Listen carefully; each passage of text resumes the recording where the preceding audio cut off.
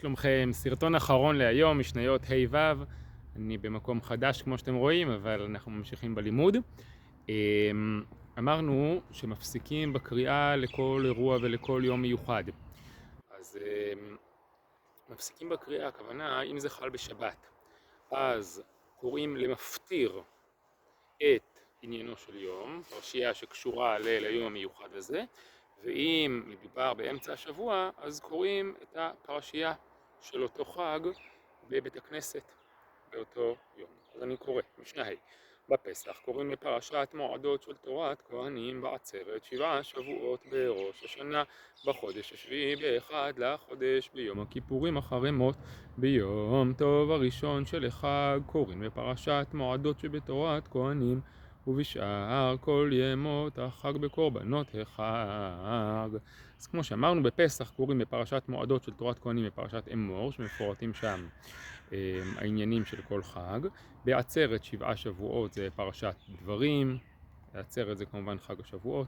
בראש השנה עוד פעם בפרשת אמור, בחודש השביעי באחד לחודש, ביום הכיפורים אחרי מות פרשת אחרי מות, בויקרא ט"ז, שם מפורט כל סדר עבודה של כהן גדול ביום הכיפורים.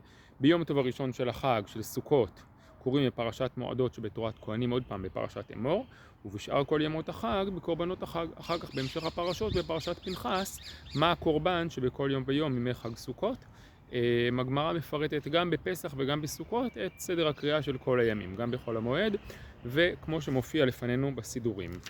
משנה ו' בחנוכה בנסים בפורים ויבוא עמלק בראשי חודשים ובראשי חודשיכם במעמדות במעשה וראשית בתעניות ברכות וקללות אין מפסיקין בקללות אלא אחד קורא את כולן בשני ובחמישי ובשבת במנחה קוראים כסדרן ואין עולין להם מן החשבון שנאמר וידבר משה את מועדי אדוני אל בני ישראל מצוותן שיהיו קוראים כל אחד ואחד בזמנו.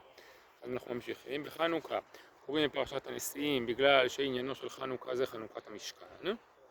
בפורים ויבוא עמלק בפרשת בשלח כי פורים מחיית המן זה עניינו של עמלק. בראשי חודשים ובראשי חודשיכם שפרשת פנחס.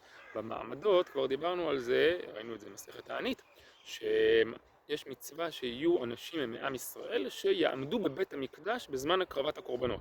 הם היו מתחלקים ל-24 מעמדות, כמו שיש 24 משמרות כהונה, 24 קבוצות של אנשים מישראל שהיו מקדישים את הזמן ובאים בסבב שלהם לבית המקדש לעמוד על הקורבנות. ואז הם היו עושים מזה מעין חג. לכן גם במסכת תענית ראינו שמתי מתענים, מתי לא מתענים. אז הם היו עושים קריאה בתורה בפרשת בראשית, כי אין העולם מתקיים אלא בשביל הקורבנות. בתעניות היו קוראים בפרשת הכללות, אבל זה דווקא בתעניות מפני צרה. להודיע שמפני החטאים באה הצרה וצריך לחזור בתשובה. בתעניות רגילות קוראים פרשת ויכל אחרי חטא העגל. אין מפסיקים בקללות, על אחד קורא את כולן גם בתעניות וגם כשקוראים בתורה בפרשת הכללה. לא מפסיקים באמצע. למה? כדי לא להגיד ברכת התורה על הכללה, שלא יהיה עם ישראל מתקלל והקדוש ברוך הוא מתברך. בשני ובחמישי ובשבת במנחה קוראים כסדרן את התחלת הפרשה ואין עולים להם מן החשבון. אחר כך בשבת מתחילים את הפרשה מההתחלה, לא אומרים כבר קראנו את ראשון ביום שני וביום חמישי.